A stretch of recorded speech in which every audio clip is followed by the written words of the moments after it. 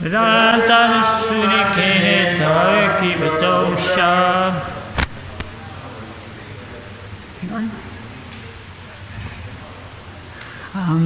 Krishna, unto Krishna, bhakti, devotional service, kara, do, ihaya, in this matter, sabara, of everyone, santosha, there is satisfaction, Vedanta, the philosophy of Vedanta Sutra, na, do not, shuna, here, kene, why, tara, of the philosophy, kiba, what is, dosha, fault.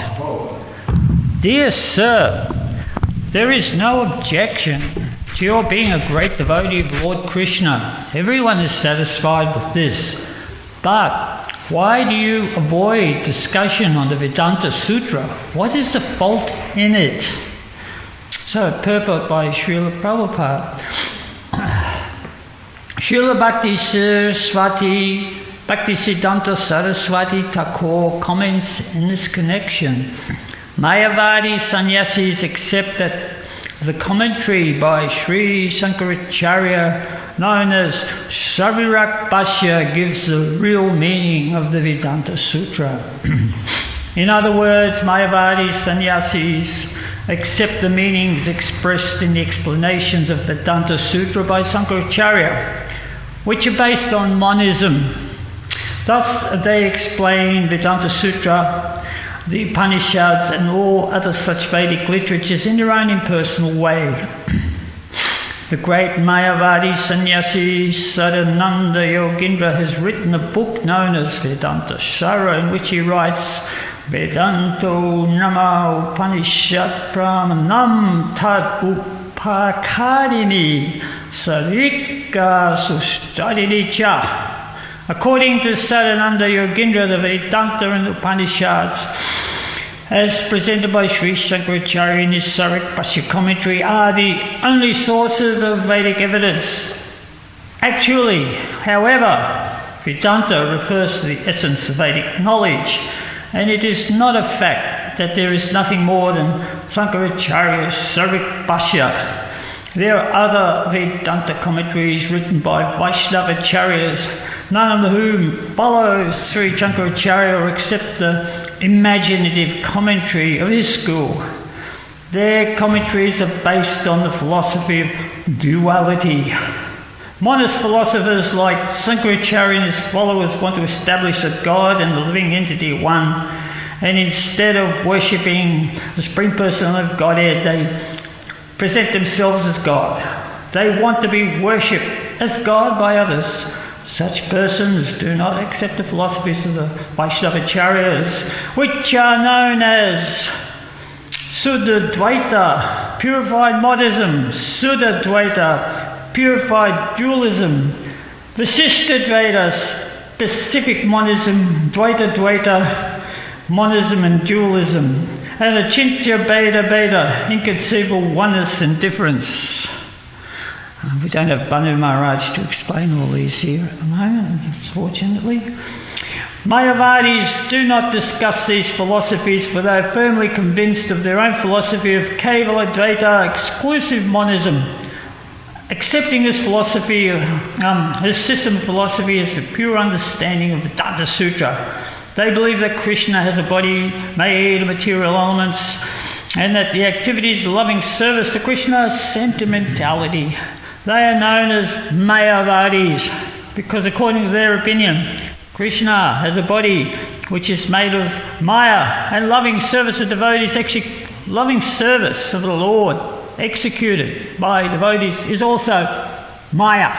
They consider such devotional service to be an aspect of fruitive activities, karma kanda.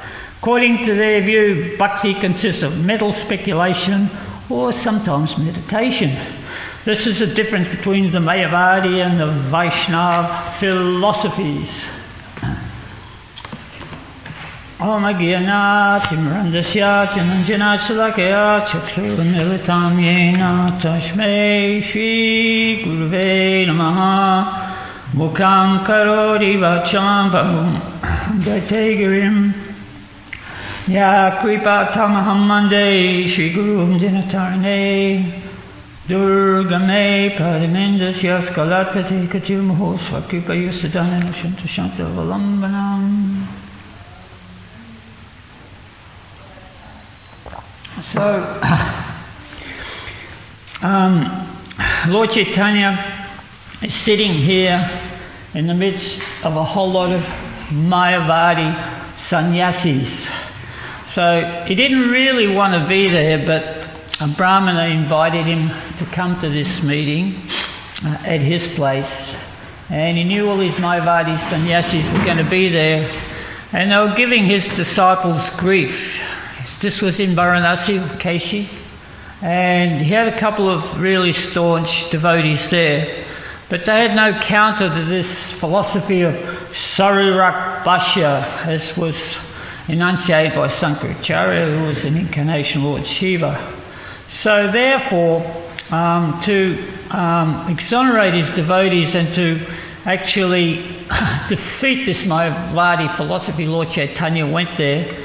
And because he was so effulgent that he began to shine, and they brought him up and they asked him, why are you not studying this Vedanta philosophy? Why are you chanting this Hare Krishna mantra like a sentimental person?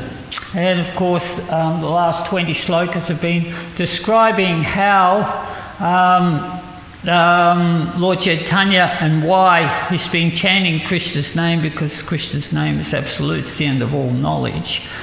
And then we get this question by Prakatsananda Saraswati, okay, this chanting is really good, but Vedanta is the end of all knowledge, so why don't you study Vedanta? What is the problem? So, meaning, why don't you study Vedanta with us and read the Sarirak Bhashya? And of course, the Sarirak Bhashya is a commentary on the Upanishads. So Srila Prabhupada explains that in these commentaries, the Mayavadis, that they come to the conclusion that the real truth is the impersonal, the Brahman, that God, he has no form, there is nothing. There's the theist and the atheist. The theists believe that the God is form, just like the Christians believe God has a form, right? Jesus is the Son of God. In the Bible it says, I believe that God created man in his own image. Now, how clear is that? Right? So, but here, Sankaracharya, for one purpose or another, said that God is a manifestation, he has no form. It is a manifestation of the modes of material nature which are everywhere in this material universe, and they influence us. And therefore, God is the manifestation of the mode of goodness. We are the manifestation also. We have the material body, God's a material body, but we're the manifestation mode of ignorance, passion and goodness. But we're suffering because of this misidentification that God is in the mode of goodness. He's not suffering, so we're still the same spark. We're God, he's God. We're all from the material modes of different material modes of nature. What is the difference? Well, we're suffering gods. We suffer like God doesn't suffer. So therefore, we have to eliminate this process of suffering. So that is Mayavadi philosophy. So we're all on the same page, Mayavadis? Okay, so how do we eliminate the suffering? Well, we go down the path of neti. What does that mean? Not this and not that. So how do we do that? Well, we give up our material desires, because that's what's causing our problems in the first place. So then we become liberated. So of course, first of all, we have to establish what material desires are, what's real and what's not real. So therefore, that is given in the Sarirak Bhashya. And then by understanding that, we become liberated. So liberated means that we merge with the oneness. And where is that? Well, it's in the Brahma Yoti, that there's this effulgence, like compared to the sun's rays are coming down, this bright effulgence. And therefore we just merge in that and we're liberated. Why? Because we're liberated from all the pain and suffering that is going on with the suffering gods, remember? We suffer a lot. So we get liberated from all that. Free our body from all the mental suffering. Hare Krishna to all the surface paradise devotees. Nice to see you. Come in, come in. Free of bodily conceptions. So give up the materials. And also we suffer a lot in our mental state. So suffering. So if we go around the corner today, so we'll break it down a bit, okay? As they say, let's break it down, okay? So if we go around the corner this morning at any point in time, we'll see Ganga there making his fabulous kitri, and he'll say, how are you feeling today? Right? How are you feeling? Really sincerely, how are you feeling today? Right? So for me, I just say, well, you know, I don't have any aches and pains today. I'm feeling great. What a day is. And I'm not aching anywhere. Whoa, the older you get, that it is a great day. It's a plus, right? And then on top of that, if you don't have any other miseries, there's three other miseries. We know them, don't we? The Adi Bautic, the Adi Devic, and the Adi Atmic miseries. So there's no Adi Baltics, there's no other living entities harassing us. Wow, that's pretty good. Pretty rare, but it's pretty good.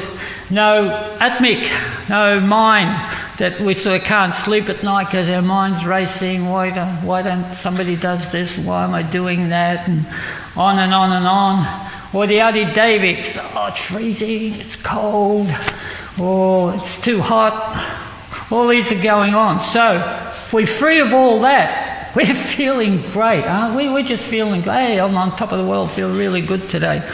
My tent didn't get flooded at the village this morning. It rained, but I'm okay. You know? Everything's good.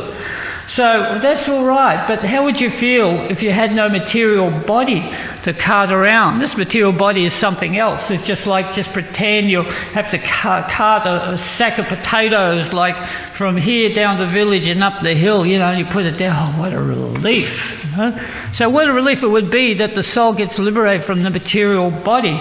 Now we talk about liberation, right? So even the demigods, the devatas, you think, well, they're up there in the heavenly planets, or Lord Brahma, his body's made up of pure intelligence, but still they have to suffer because it's the material world. Lord Brahma is still looking towards death. Even though he lives such a long time, he's got such a perfect body, but still he has to give it up because it's still material, it's still intelligence, it's still the modes of material nature.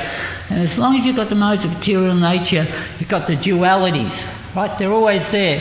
Heat and cold, pain and happiness, anger and whatever. Like even Lord Brahma gets angry sometimes because he gets offended.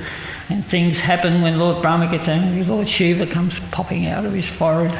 So even Brahma's in anxiety. Hiranyakasipu put him in anxiety. Sometimes he has to pray to Lord, please, Supreme Lord, please relieve me of this anxiety, of this demon. He said, I can't control him. I gave him all these boons. So to become liberated. So we want to become liberated, right? Get rid of all these bodily conceptions. So the Mayavadis accept that, okay, we're going to become liberated, so we'll merge with the oneness of everything. So we'll merge with the impersonal. So we'll do that through a process of jnana and yoga. So jnana is a study of what's Maya and what's not Maya. So that's there in the Sarak Bhashya, the commentary on the Vedanta. And in the Sarak Bhashya, Lord Shiva explains the impersonal absolute, and he clouds the meaning of the Lord. And through the process of yoga, we have sense control. So then we'd say, well, neti, not this, so we control our senses through the process of yoga, sit and meditate and just try and keep still and really bring everything under control, because in Kali Yuga the senses are very, very difficult to control. Sometimes we try to control the senses and they explode on us, you know, we just can't do it anymore. Just like, you know, we're dealing with the steadiness of mind. You have to control yourself through the steadiness of mind. But Arjuna, he says, Bhagavad Gita, he says to Krishna, this mind, it's like a raging storm, I can't control it. And Arjuna is one of the greatest devotees of Lord Krishna. And if anybody can control the mind, it is Arjuna. But in this material world, in this particular age, it is so hard. Just like it's sometimes ironical that, you know, one of the biggest ways where people like to control their minds through weight loss. You know, in this Kali Yuga, everybody's carrying a little bit of extra weight. And not everybody, but certain people. And you can always, I can always lose 5 kilos, you know. So you go on television and you have someone marketing how to lose weight really easily. There's never stops. This has been going on for 50 years. And they have some great personality, TV personality. So-and-so lost 10, 20 kilos in 6 months, and they come back all trim and, you know, and they're flogging this product. And then a year later you put on the television and it's the same thing again. This person lost so many kilos, but hey, wait a minute, I thought they lost them last year. Well, unfortunately, they put them on again and now they're flogging the same product again. You know? I'll quote Oprah. That happens regularly. So, you know, weight loss or giving up smoking, you know, like take this patches or whatever and you give up smoking. I gave up smoking. We have an Aussie joke there. When we think of giving up smoking, we think of warning. But anyway, give up smoking, then they see someone smoking out the back there. Thought the cameras weren't watching. So once again, it's really hard. So the Sarak Bhashya, you know, that sort of gives you an analytical study of where we should be going, jnana. So in the Sarak Bhashya, it's open to opinion. What is the absolute and what we should be doing? So everyone has an opinion. So that was the purpose of Lord Shiva. But actually, because the ultimate conclusion of Sarak Bhashya is the wrong conclusion, that there is no Lord, therefore there is no right answer. For us it is easy to understand, because in the Bhagavad Gita, Krishna explains what is Vedanta, is Sarvasya Chaham Vidi Sanivisto Mata Smriti Jnanam Pavanam Cha 15:15 Vedascha Sarvaham Eva Vidyo Vedanta Krit Eva Vid Aham Eva Vidyo. Krishna explains, I'm situated in everyone's heart. From me comes knowledge, remembrance and forgetfulness. By the Vedas I'm to be known. Indeed, I'm the compiler of the Vedanta and I'm the knower of the Vedas. So for the devotees that is quite clear. So you explain that to the Mayavadis, they say, oh yes, but the Bhagavad Gita is just a commentary. It's not the real essence of the Vedanta. The essence of the Vedanta is the Upanishads, the Puranas. Okay, so right. So we'll go to the Upanishads then. We have the invocation in the Upanishad. We have Om Purnam Ada Purnam Idam Purnat Purnam Udachyate Purnasya Purnamadaya Purnam Eva Avasishyate, where it's said that the Supreme Personality of Godhead is perfect and complete. And because He's complete whole, even though so many complete units emanate from Him, He remains the complete balance. So the Supreme Lord is He is the perfect person. So He's also the creator of this material manifestation, which we're all entangled in, we're so absorbed in. So the Mayavadis, they like the universal form of the Lord. So that is also there in the Bhagavad Gita, that there is a depiction of this whole universe as a form of the Lord. But they see that as an impersonal, but it's a form of the Lord, so that's the connection. But of course we see that this form, which is made up of all the different elements, it's actually Krishna's other energy. It's just Krishna's material energy. The universal form sometimes is depicted in the Bhagavad Gita. I just had a look, where's that fearsome form that Krishna shows. He shows this form in so many different ways to his devotees, but he showed this form to Arjuna like time, sort of gobbling up all the soldiers in Kurukshetra, all the fearsome demigods and the demons and all the heavens and everything just in one go. This whole universe just sort of moving, swirling around. It was just too much for Arjuna. But there is another picture that I really like, and it was there in the beginning. You don't see much of the universal form. Does everybody remember the sort of this giant man running through the universe, right? And it's a bit like a transformer or like the Hulk or something like this sort of body with all this sort of earth dripping off him, and like it represented the head is the heavenly planets and the shoulders are the sort of Kshatriyas and the belly is all the earthly planets, and there's the forest and the trees and all the elements are like his legs, and he's running along. So that's like a personal form of Krishna, right? So that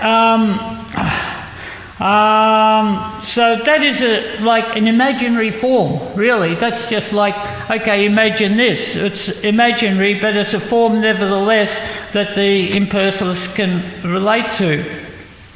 But it is Krishna's energy still, although it is inferior energy. It is matter. And we're inferior energy too. We're matter. And we've made the same misidentification. So the spiritual form, we've misidentified with the material energy, but we have a spiritual form which is like 1/10,000th part, the tip of a hair. Tiny. You try and dissect the hair and you go 1/10,000.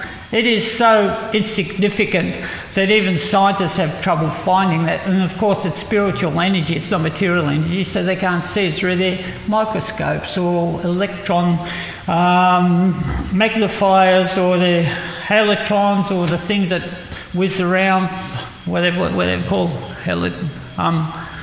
halodrons, whatever, millions of dollars.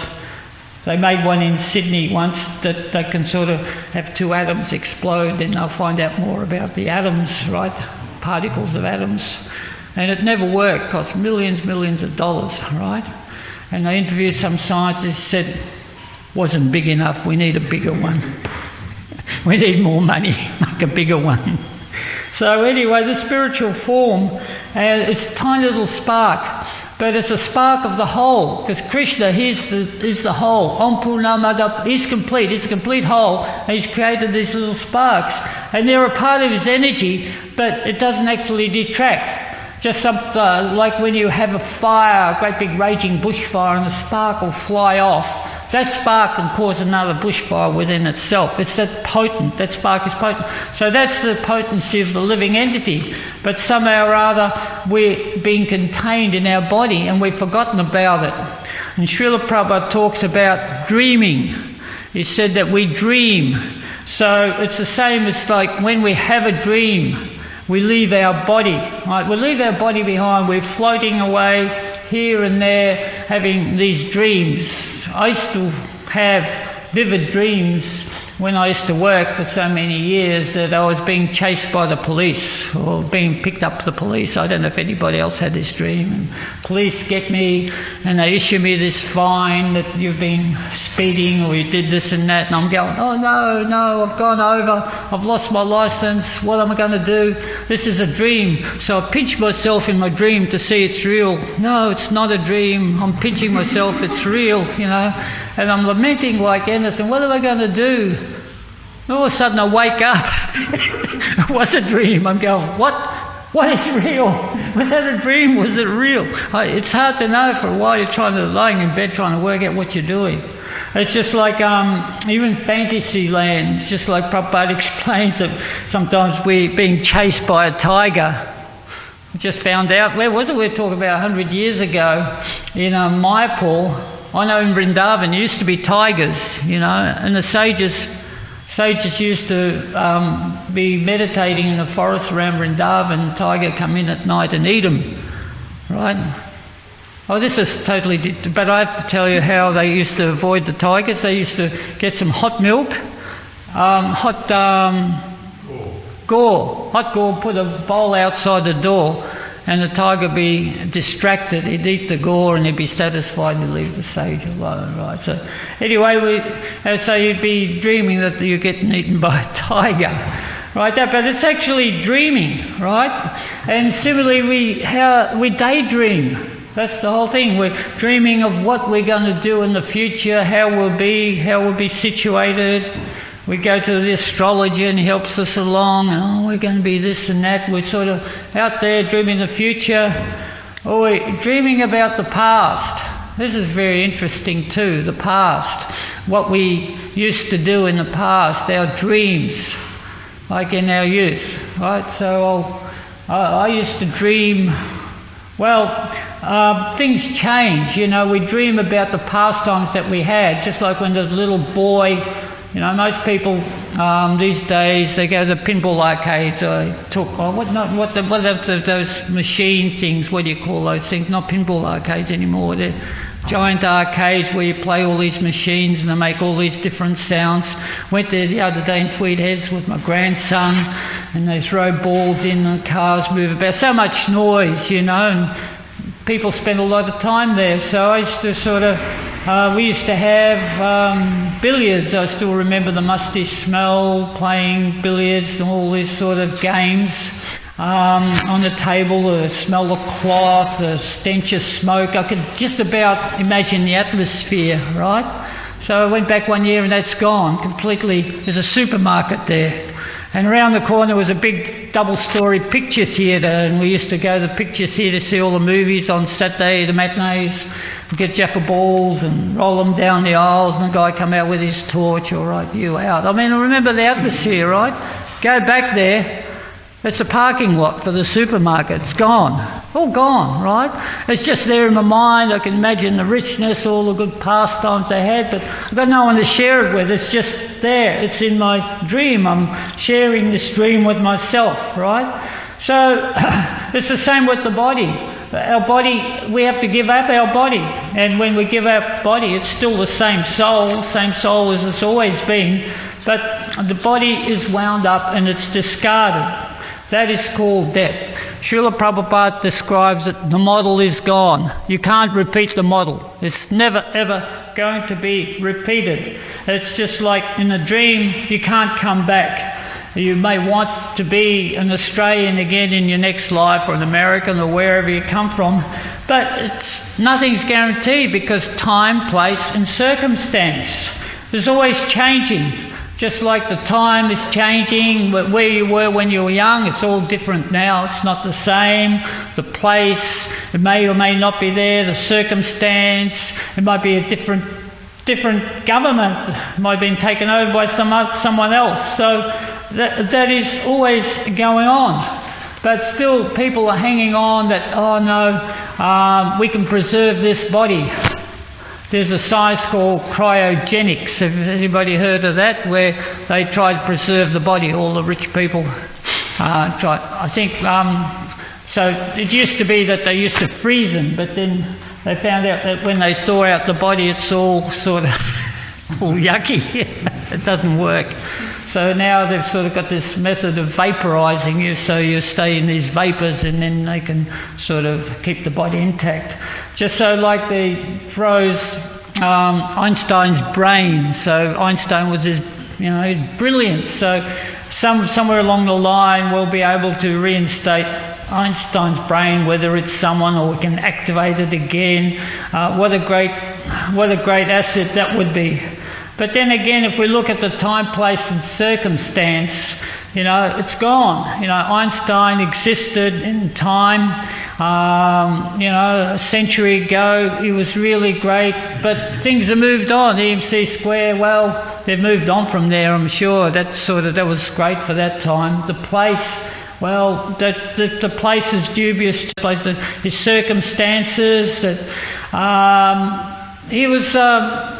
He had different circumstances, different family. He had a chance to become a great scientist.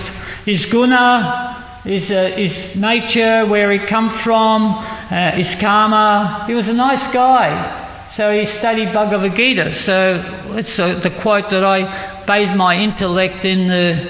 How's it go? Do you know that every day I bathe my intellect in the... Bhagavad Gita, the illuminations of the Bhagavad Gita. He used to say that. So, of course, he's a terrific, he's a nice person, but he's subject to guna and karma. And it's just like when he dies, there is so much there for the, so much there that's evaluated because it's taken by Yamaraj, the agents of death, and he's gone to court of Yamaraj, who weighs up what sort of actions and reactions are performed, and they give him another body. And you can't choose, hey, wait a minute, I haven't finished the formula, there's another formula, I'd like to come back again, finish my formula. I'm sorry, time, place and circuits, they're all gone, right? Your guna and your karma determine what you're going to be in the next life, just like a king. Prabhupada describes a king. A king wants to come back. King's so attached to his kingdom, I want to come back and rule my kingdom. Not possible, because your time, even if you took birth again, while you're growing up, somebody else might have spent all your treasury, or your kingdom's gone, taken over. Just like I was looking at a program the other day about Angkor in Cambodia, this beautiful kingdom that was there for like maybe 400 or 500 years, and it was the strongest kingdom in the whole world for 400 or 500, better than anything over the other side in Europe or wherever. It was a Vedic kingdom, beautiful temples. If you go there, you'll see them. And it was run by a king, strong, some lineage of kings is very strong. But then the kings were very strong because they could defeat the south, and they had their soldiers. But a Chinese person went there, he said the soldiers were pretty dressed flimsily, like they had a shield and a spear, and they were bare-chested, right? They could defeat the south. But then the north came from Thailand. They had elephants and bows and arrows and catapults. And they just completely went through the place, ransacked it, took everything, took everybody as slaves, and just abandoned the city. So like 300 or 400 years later, somebody comes past, oh, there used to be a city here. And then they realised what a great city it was. We can uncover it and we can see what a great city it was, but gone, right? So in that sense, it's really good that we can't remember what we did in our last life. Right, so therefore when we leave our body, we left it behind. The model is gone, right, and we go somewhere else, just like a dream. We're in the next dream. We're going on like that.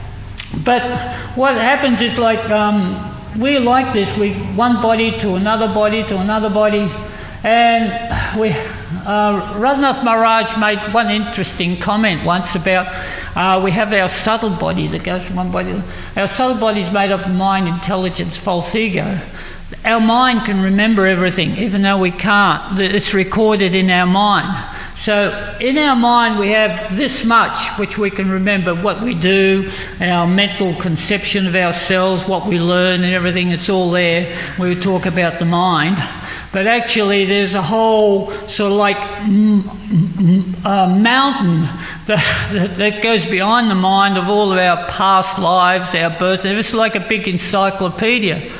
And so, of course, when we sort of leave this body, then it's just that mind is there, the whole is there, and it goes from one body to another. And so, therefore, that is so many actions and reactions that go back so many lifetimes that keep us bound up in this material world. But Krishna in the Bhagavad Gita says to Arjuna that sort of many births you and I have lived, because Krishna explains how he's whenever there's a rise of a religion, he descends to describe religious principles once again. And Arjuna said, well, how come you go back so many millions of years? I don't remember it. He said, yeah, like many births you and I have been through, but I can remember them, you can't, because Krishna has a spiritual body. His body is made of spiritual matter, so it is eternal. But for the Mayavadi, that spiritual eternal is winding up in the Brahmayoti. There's nothing left. Even if we were able to attain the Brahmayoti, still Brahmayoti is like the rays of the sun. We see the bathe in the sun's rays. And the Brahmayoti is just Krishna's effulgence. Similarly, there is a person behind it, just like the sun rays, there's a sun planet. They're finding out more about the sun planet. In the Bhagavad Gita, in the Bhagavatam, it talks about the sun planet, how it's a part of this whole universe and lights up the universe, and there's personality behind it. So that is talking about winding up the body. So the Mayavadis are completely concerned about that. Mayavadi, what is truth, what is not truth, but they're absorbed in the material. And it's described that this liberation, this Sayuja liberation that the Mayavadis, that's the last Nira Maya. They're still caught, they're not liberated. Even though they want to become liberated, go to the Brahmayoti, they're still in the rays of Krishna, they're caught and they have to come back because their knowledge is incomplete, because they don't understand what is to complete. Om Purnam Ada Purnam. Krishna is the complete, and He's set all their stuff. So it is unfortunate that the people are misunderstanding this misidentification, and it's the fact that people have misidentified with Krishna's material energy, the body. In Bhagavad Gita it says, Aparayam itastu mayanyam prakritim vedime param.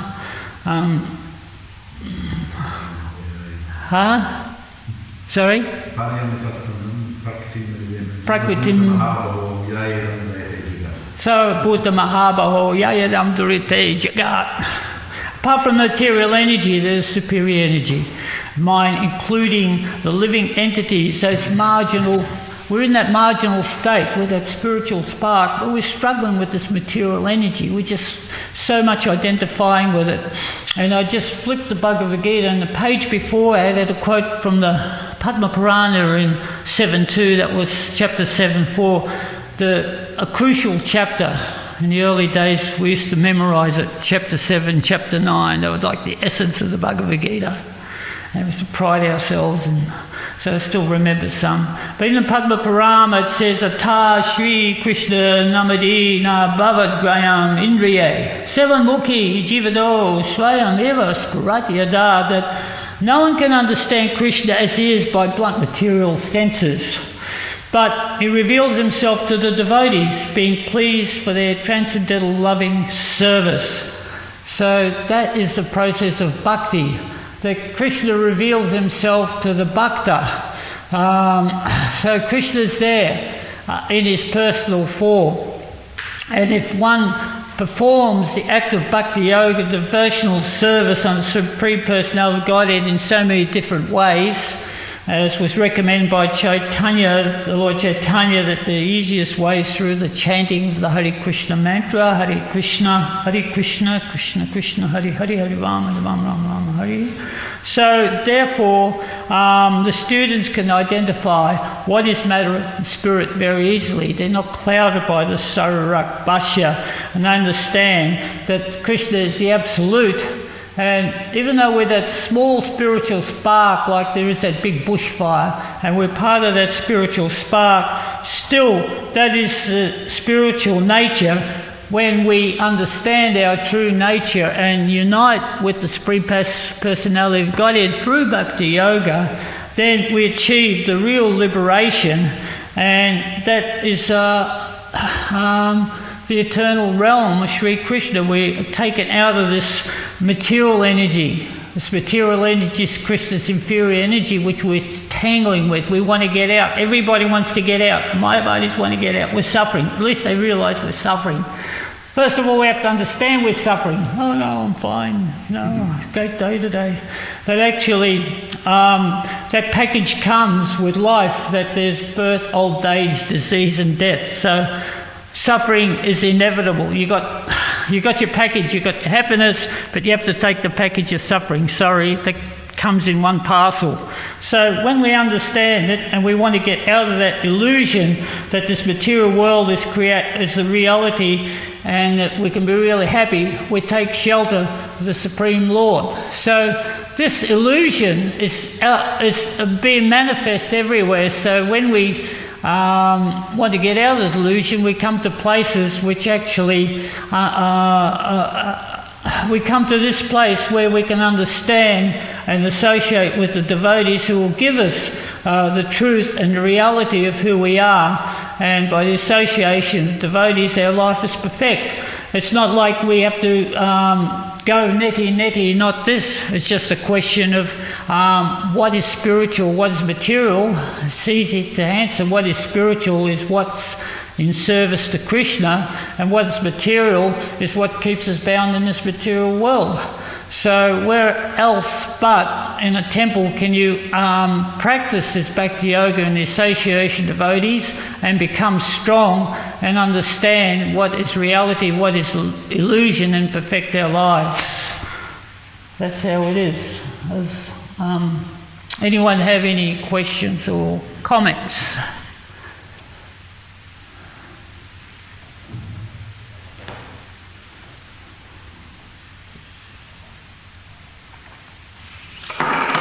Krishna Kirtan? Okay, still processing. You're on tomorrow, so you can comment tomorrow if you like, to tell you that. Guru doesn't pass it on. Yes.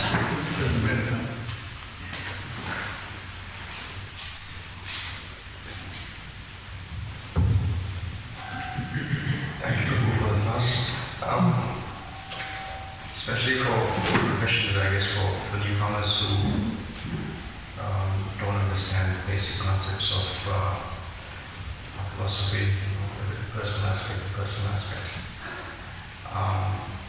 Also, you see in India, this whole pretty much a large portion of the population is convinced that God is formless. There is no form of God.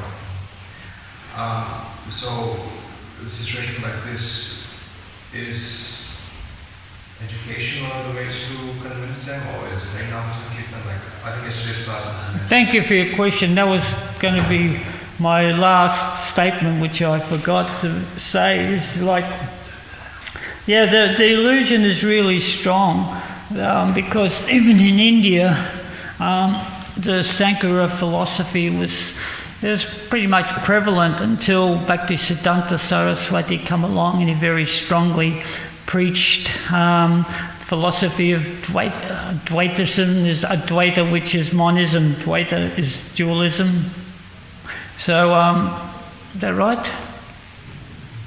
Yeah, so he preached this philosophy of Krishna consciousness, and just why we say in the mornings, Namaste Saraswati Devi Gauravani Pracharane Nirvasesa Sunyavadi Paskata Disatarane. We repeat that all the time, that you defeated the Mayavadis and the impersonalists. And Srila Prabhupada, it's continuing the philosophy, and we see how Krishna consciousness is growing, and still that philosophy of oneness is permeated. Science, in one sense, atheism is a branch of that there is no God, that we can create whatever God has done. That's sort of like a manifestation of impersonalism. So the best way for a devotee to actually become strong is to preach very, very strongly. This has been encouraged by the Acharyas, that we speak about theism, that we speak about Krishna consciousness, and we speak this week about our relationship with the Supreme as the way forward to attain the truth. So sometimes we have to establish the fact that people aren't this body. So this civilization has sort of become in such a state that people can't tell the difference between matter and spirit. And Prabhupada describes that this is a society of polished cats and dogs. In one lecture I just listened to the other day, he said that nobody's teaching the science of soul, that in the universities they're just teaching you how to become polished in the material world. He said you become a polished cat and dog. He said that so like dogs and cats are servants. A dog is a servant of the master, so you become a polished dog where you write your assertion, I've done this and that, please hire me. So the universities, they don't give you the truth, they just give you how you can understand the material energy. So consequently you're bound up. So in our situation, we are in a position where we can do different things. Some people can go to universities, do a program through giving out prasadam. The Bhagavad Gita says if we sometimes get caught on philosophy, everything, we go to the Bhagavad Gita. We ask, it's like that. I've sort of lost it at the moment. I mean, chanting Hare Krishna is the way forward also. Sorry, I'm done. Hare Krishna Jai, all glories for Prabhupada.